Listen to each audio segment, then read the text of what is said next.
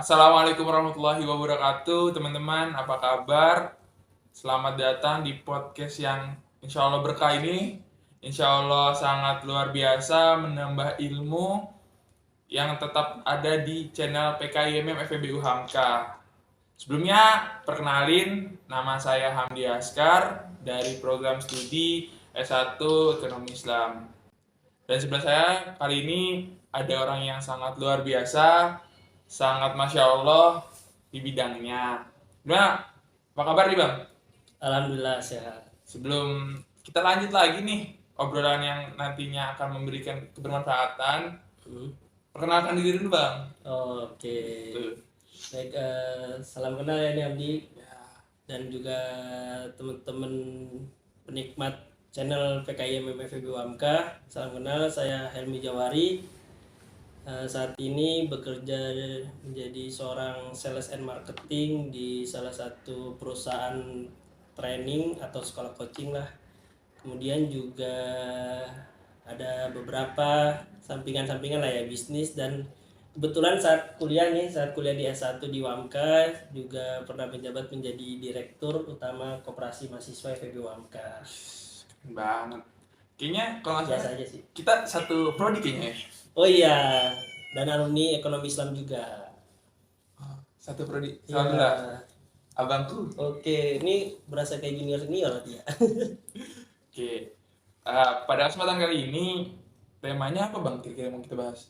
Temanya yang ringan-ringan aja dan yang sangat menarik sih, maksudnya kebetulan saya juga masih mahasiswa nih, walaupun masuk ke jenjang selanjutnya gitu ya, itu S2.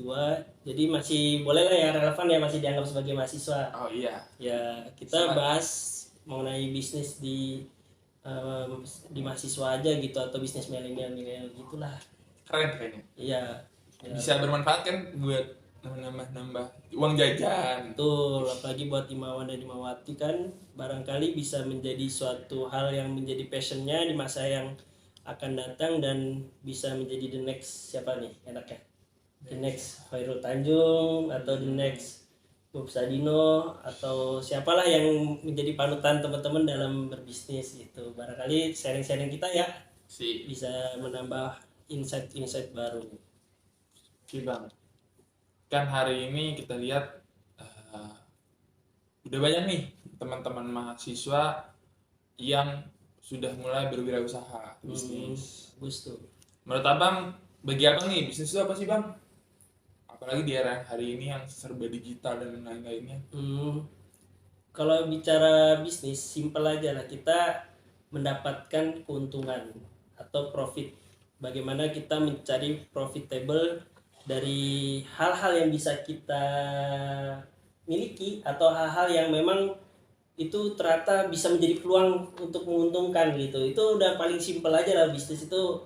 Jadi bukan misalnya khawatir gini, kalau bisnis harus punya usaha, atau misalnya bisnis itu harus punya produk.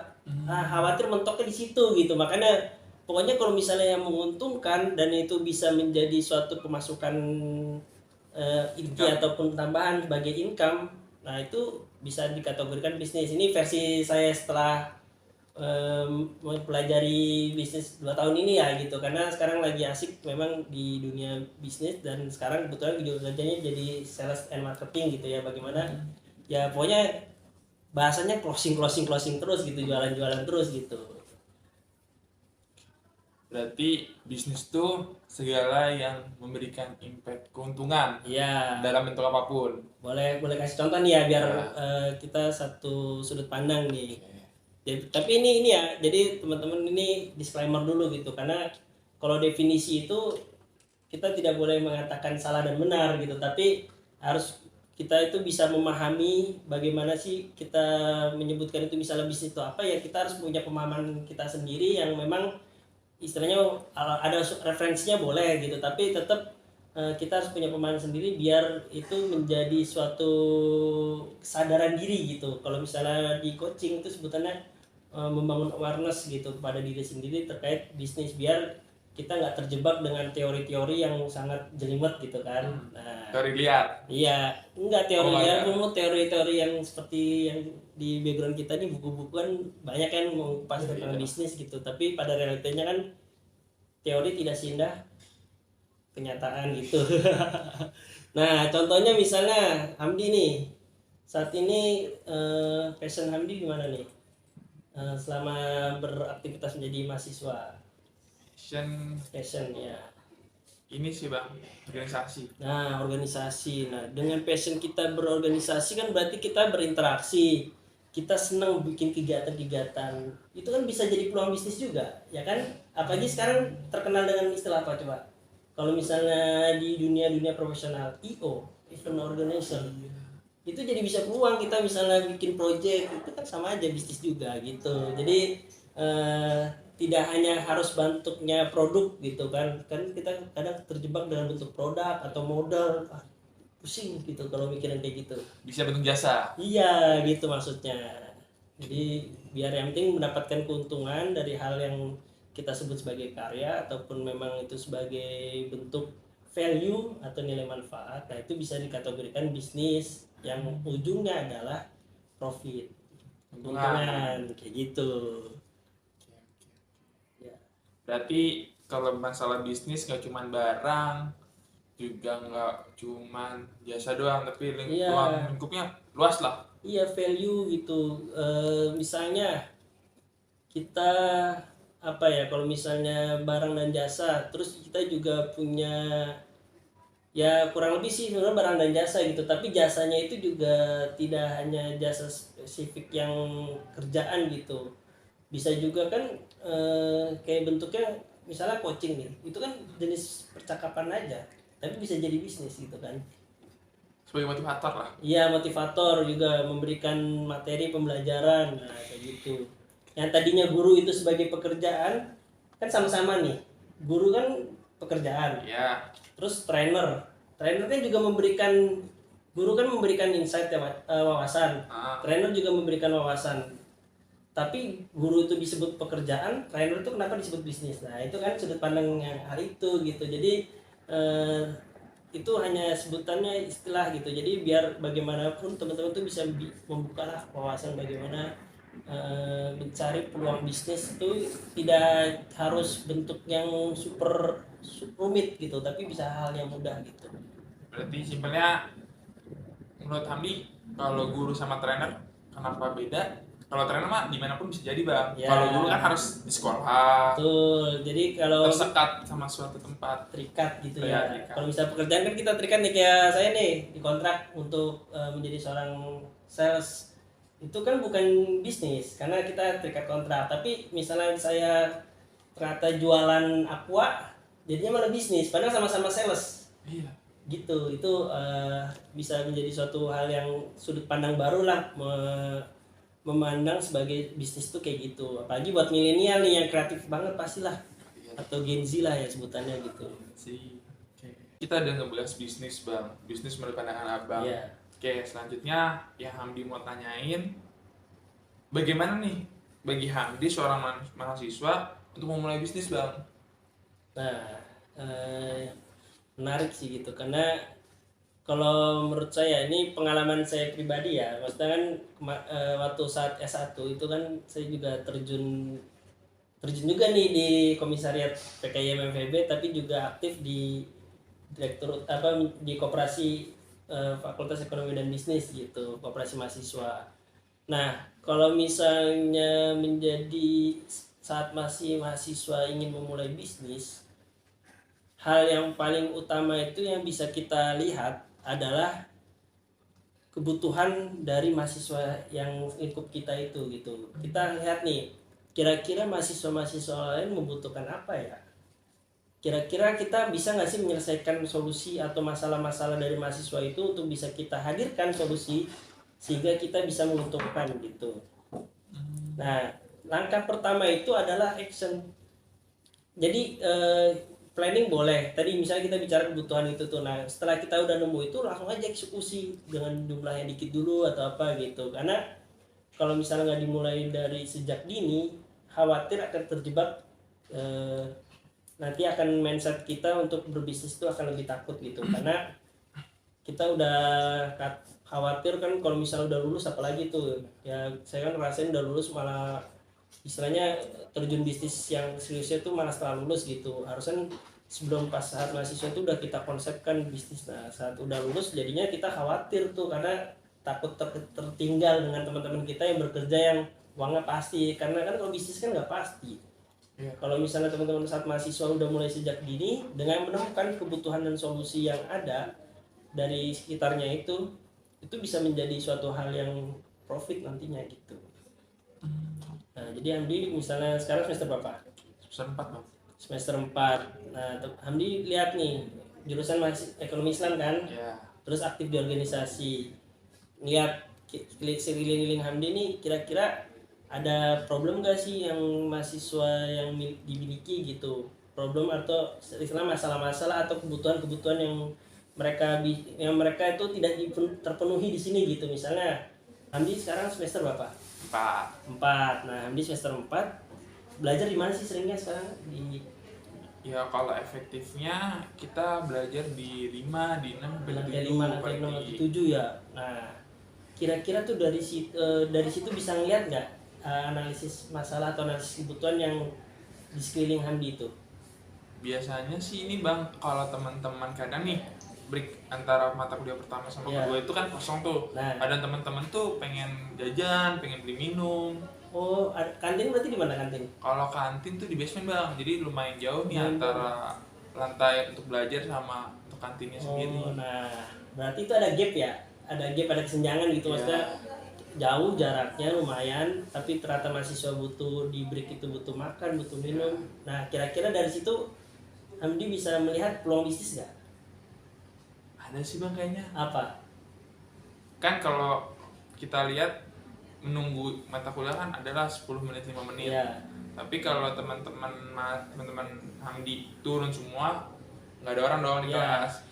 Jadi kayaknya just tip sih bang kayaknya. Wah nice tuh, betul. Berarti just tip itu bisa menjadi sebuah bisnis bagi Hamdi yang sederhananya ya, sebuah bisnis bagi Hamdi untuk bisa memenuhi kebutuhan mahasiswa di lantai 5, lantai 6, lantai 7 ya, dengan ngirim flyer atau apa, ayo ada mau just tip apa misalnya gitu kan, makanan minuman. Nah ada lagi nih yang bisa lebih juga memudahkan dari kebutuhan itu tuh. Apa ya? Misalnya kan mereka kebutuhan mendasarnya mereka saat kuliah itu apa tuh kira-kira selain ATK ya? Ini sih bang, kalau nggak mungkin lah kita makan lagi dosen. Kan? Minum sih bang. Minum tuh. Nah, UMK ini memfasilitasi minum gratis itu nggak? Belum sih. Tiap kelas belum ada tuh yang galon. Belum ada ya. Sedangkan kalau kalau mau beli minum harus di kantin kan.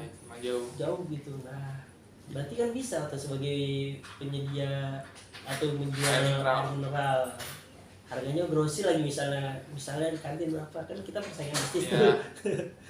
Misalnya kantin 4.000 aja, dan ini dibuat 3.000 aja, lebih untung mana tuh mahasiswa mikir?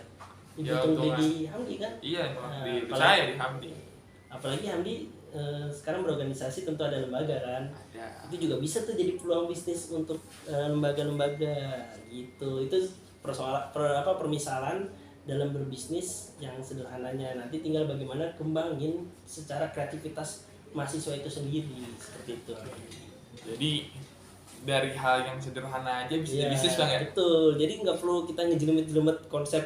Bolehlah kita kan akademisi, ada bisnis plan atau apa itu it's okay. Tapi kalau kata Bob Sadino, mulai aja dulu gitu. Malah dia menyarankan untuk belajar menjadi itu ya, tanda kutip goblok gitu. Maksudnya dalam artian kita itu ya eksekusi yang paling utama gitu dibanding teorinya. Teori boleh ada, tapi lebih lihatkan actionnya. Betul. Tapi kalau dipikir-pikir juga, kita harus mulai sebagai mahasiswa harus mulai dari sekarang gitu. Udah kuat mental lah buat jatuhnya, nanti bangun lagi, jatuh lagi. Betul. Apalagi mahasiswa nggak bakal takut kan, maksudnya kalaupun rugi ya udah kan masih disupport sama orang tua. Maksudnya kalau kita udah lulus nih, kayak saya nih udah lulus, kalau udah rugi takut. Kenapa? Karena udah nggak ada penghasilan, nggak mungkin dong udah lulus dikit support. Maksudnya orang tua ngasih bulanan kan enggak gitu. Tapi kalau misalnya sebagai mahasiswa wah gue bilang ke orang tua nih, Pak boleh nggak minjem modal 1 juta misalnya. Ya udah, kalau misalnya orang tua bilang, kan logikanya pasti oh buat belajar nih bisnis gitu, jadi kita pun nggak akan pikiran takut ruginya gitu kan. Kalaupun rugi, kita akhirnya udah punya mental bahwasanya oh ternyata rugi tuh seperti ini ya rasanya, ya feelnya tuh seperti ini, kita harus bangkit lagi gitu.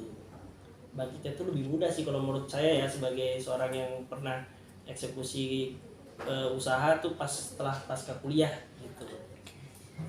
Berarti kalau Kak bisa bilang ketika mahasiswa gagal masih mau bangkit lagi. Iya, lebih sekarang kalau sekarang kan lagi ngetren mental health ya. Itu juga jadi peluang bisnis tuh kalau orang-orang teman-teman psikolog tuh kan, masih S1 psikolog, bikin aja tuh sesi mental health buat mahasiswa 10.000. Itu nggak apa-apa, ini minimal buat gorengan, buat makan siang cukup gitu. Itu juga jadi peluang bisnis. Nah, mental health-nya kan sekarang agak lebih kayak ngetren banget gitu. Jadi kalau misalnya mahasiswa rugi pun lebih psikologinya lebih aman lah gitu menurut saya ya. Gak sampai tingkatan udah absurd lah. Iya, dibanding saat kita udah usia, apalagi udah berkeluarga gitu, itu sangat terpukul sih biasanya kalau udah rugi gitu. Jadi sejak dini itu untuk melatih mental bagaimana kita rugi. Karena kalau kata Bob Sadino, bisnis itu adalah rugi, bukan untung. Bukan. Kalau untung bonus. Kalau mindset kita bisnis untuk untung, saat rugi takut. Tapi kalau misalnya kita bilang udah pasti bisnis rugi, ya udah rugi, ya udah emang bisnis gitu. Ya mindsetnya udah ya memikirkan kegagalan dulu. Iya, untuk persiapan kemenangan. Karena kalau misalnya kita berhope atau harapan terlalu tinggi, ya ada kan kecewa, penyesalan kayak gitu sih. Ini kayak kalau saya sih biasa logika kebalik lah dalam bisnis tuh, lebih enak gaya model Bob Sadino dibanding ada sih pakar-pakar yang lain bilang nggak gitu juga gitu, ada. Tapi untuk mengatasi, karena kita lagi ngetren mental health gini, kayaknya cocok Bob Sadino deh. Jadi mindsetnya udah di awal, bisnis itu rugi, untung itu adalah bonus yang diberikan oleh Allah. Berarti itu kembali ke awal nih Bang. Iya. Gimana cara pandang kita tentang bisnis itu sendiri? Iya, betul. Jadi tadi udah Bang pertama ngasih tentang materinya gitu, pemahaman dasar tentang bisnis, juga trik and trik kali ya. Mau memulai bisnis buat mahasiswa nih, ya dari hal yang sederhana dibangun menjadi hal yang lebih besar. Selanjutnya Hamdi juga mau nanya nih, kan kita mulai bisnis nih Bang, tapi kita masih kuliah Bang. Artinya kita harus membagi waktu nih antara kuliah sama pekerjaan atau bisnis itu sendiri. Menurut Abang, cara mengelola yang baik agar akademiknya dapat, bisnis juga dapat. Oke. Nih, saya punya versi sendiri sih dalam mahasiswa. Mahasiswa itu dibagi menjadi 3 bagian. Apa tuh? Kalau menurut saya, yaitu adalah mahasiswa aktivis, mahasiswa akademisi, mahasiswa entrepreneur. 3 bagian. Jadi kalau misalnya kita mau 3-3-nya bisa, tapi manajemen waktunya yang harus mikir banget gitu kan, 3-3-nya harus rapi lah ya. Harus rapi. Jadi akademik diambil ini. Jadi saran saya, kalau emang kita nggak bisa fokus jadi mahasiswa entrepreneur total, ya kita pilih 2 dulu gitu. Fokus kita apa nih? Misalnya Hamdi kan passionnya kayaknya berorganisasi ya. Nah, nanti mahasiswa akademis, mahasiswa aktivis, dan mahasiswa entrepreneur misalnya gitu. Akademiknya bagaimana? Tetap masih bisa akademik dikejar. Akademik itu kan kalau dikejar tuh bisa pas nanti tugas-tugas dicicil, tapi ntar di akhir ekstranya itu adalah saat belajar UTS dan UAS itu harus lebih ekstra karena fokusnya entrepreneur dan itu. Nah, itu konsepnya aja gitu. Kalau menurut saya harus pilih 2 di antara 3 hal itu. Kalau mau 3 it's okay, tapi yang manajemen waktunya itu bagaimana caranya adalah ya kita harus bisa membuat scheduling yang tepat gitu. Ya kita harus tahu waktunya belajar kapan. Kan nggak mungkin belajar terus. Masuk kelas hari apa sampai hari apa, dari jam berapa sampai jam berapa. Kan nggak mungkin sehari full. Ada juga kan yang pagi ada, sore ada, siangnya kosong. Nah, kita harus tahu itu dulu gitu waktu itu. Kemudian kita bisnisnya apa dulu? apakah bisnisnya harus terjun langsung full time, part time, atau bahkan digital. Sekarang kan lagi era-era TikTok. Nah, manfaatin tuh fitur-fitur TikTok, live streaming, TikTok Shop, IG, terus juga manfaatin. Terus kalau misalnya mau yang konvensional ya kayak tadi taktiknya, kan bisa kuliah sambil berjualan, misalnya waktu jam kosong adalah keliling kelas nawarin aqua misalnya gitu tadi kan, atau enggak ternyata di TikTok lagi ngetren jilbab nih, cuma kayak mahasiswa di sini kurang, mahasiswinya kok nggak pakai jilbab yang tren-tren di TikTok itu ya, berarti kan ada peluang tuh, ada gap, maksudnya yang lagi kan kalau cewek tuh kalau ngetren tuh kadang tergoda ya gitu maksudnya. Akhirnya kita sediain tuh baju atau apa jilbab itu kita keliling tapi di luar jam kelas misalnya kayak gitu. Itu sih lebih ke manajemen waktunya, itu tahu kondisional kita tuh kapan dan kapan prioritas kita yang harus lebih utama gitu. Nah kalau misalnya memang bisnisnya adalah bisnis yang adanya kios, ternyata ambilnya modal gede, misalnya jualan parfum gitu di daerah sini, karena parfumnya juga marketnya cocok banget sama mahasiswa gitu kan. Nah itu wangian, iya didelegasiin atau bikin tim, pembagian kerjanya gimana, pembagian penjualannya gimana, misalnya yaudah nih gue ada kelas ini sehari jam segini, gue ntar jaganya gini gitu. Karena kita bisnis sekarang itu harus enaknya lebih mudah adalah berkolaborasi. Ya dengan berkolaborasi, dengan kita bermitra, dengan kita berkelompok, itu pembagian waktunya akan lebih mudah gitu.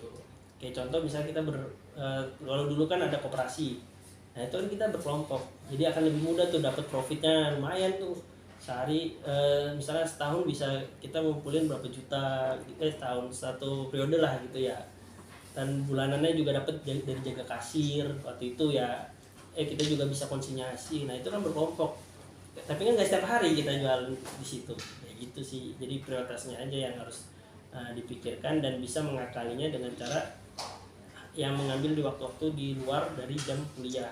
Kuliah mah harus tetap harus satu ya, harus masuk kelas gitu, karena investasinya itu besar gitu. Mungkin belum dirasakan hari ini, Iya, di masa depan.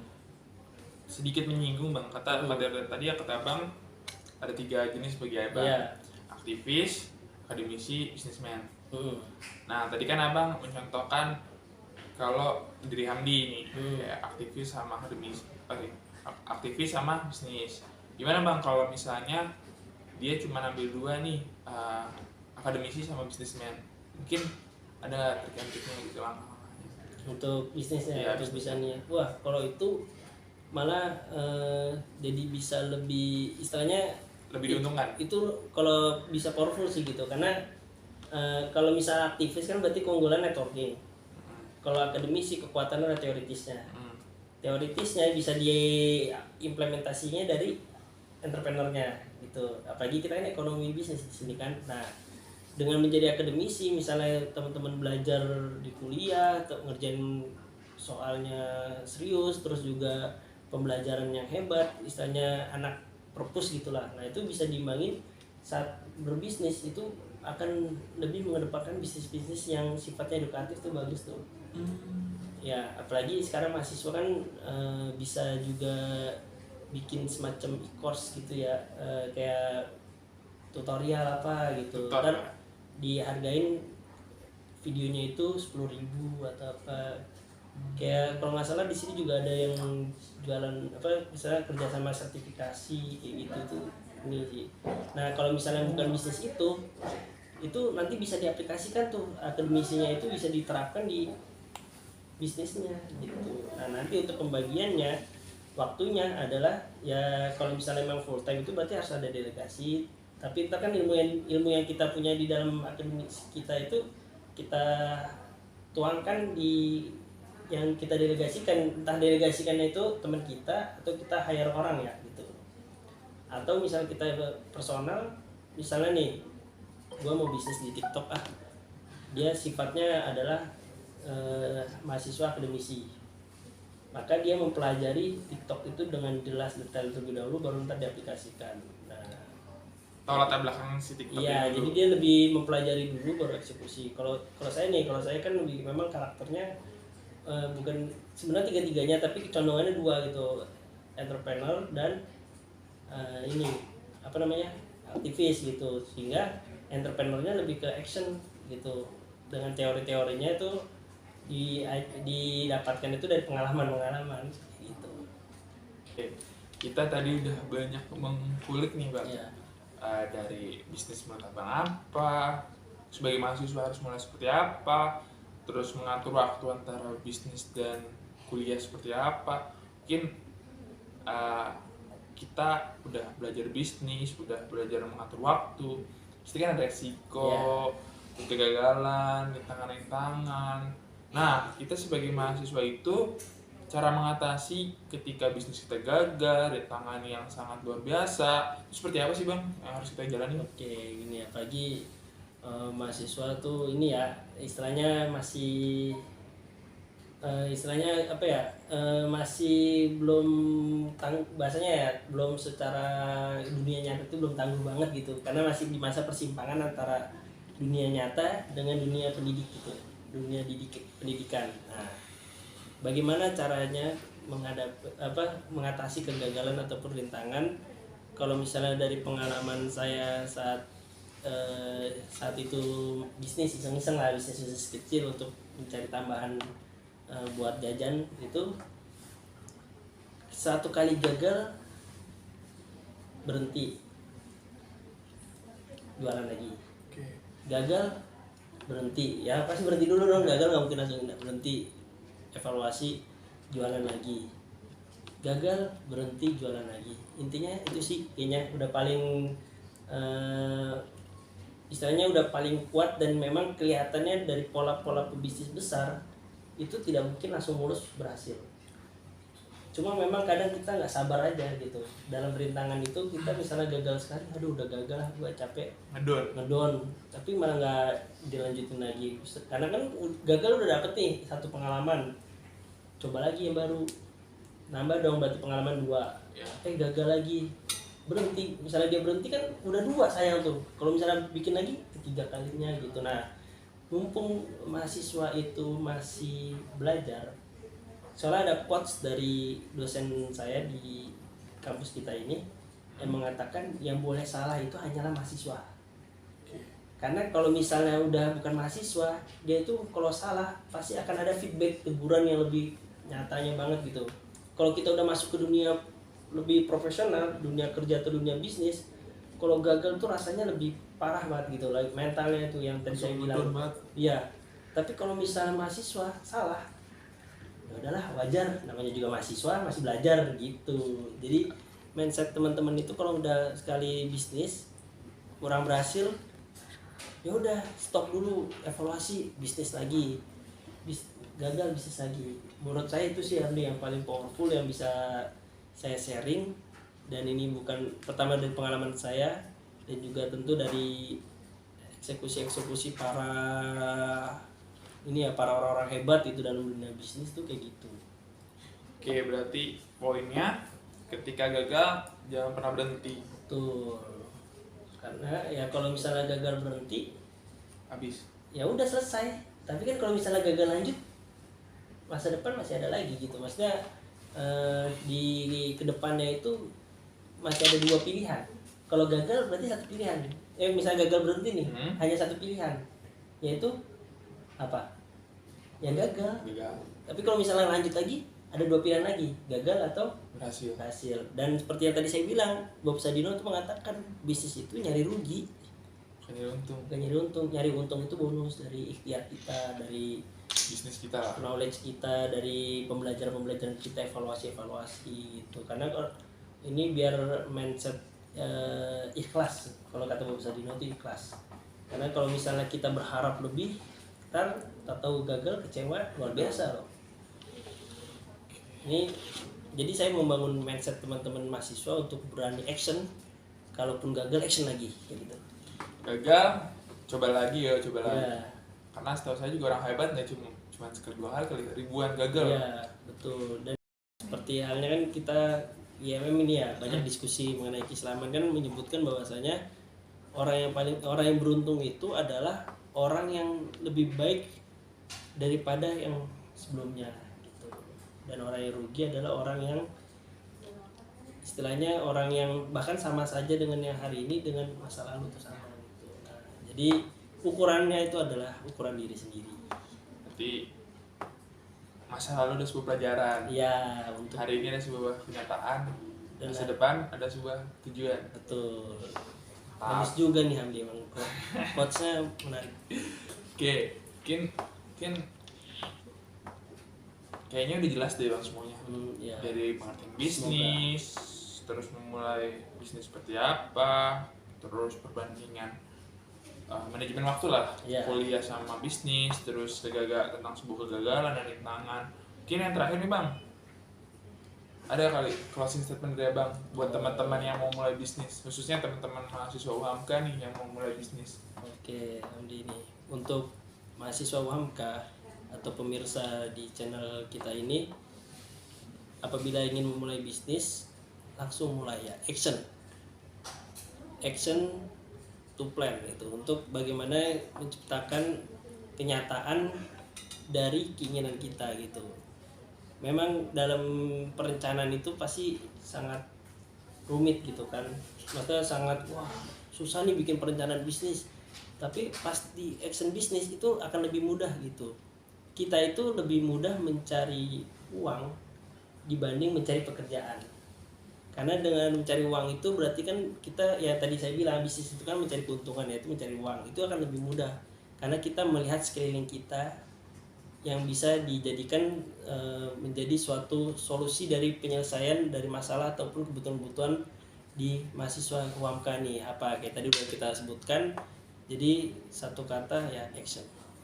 Jadi kata bang mulai aja dulu. Tuh. Sebelumnya makasih banget nih bang, Siap. udah mau datang ke podcast yang insya Allah bermanfaat nih bang. Amin, semoga Kita ya. sharing ilmu untuk teman-teman juga yang di rumah maupun di mana yang berada. Itu aja, semoga ilmu yang kita sharing-sharing kali ini bermanfaat ya bang ya. Amin, semoga ya. Mungkin kurang lebihnya mohon maaf. Billahi fisabilillah haq. Assalamualaikum warahmatullahi wabarakatuh. Makasih teman-teman. Makasih bang sebelumnya. Makasih ya teman-teman, silakan subscribe channel kita ini Jangan lupa komen, share ke teman kalian. dan like.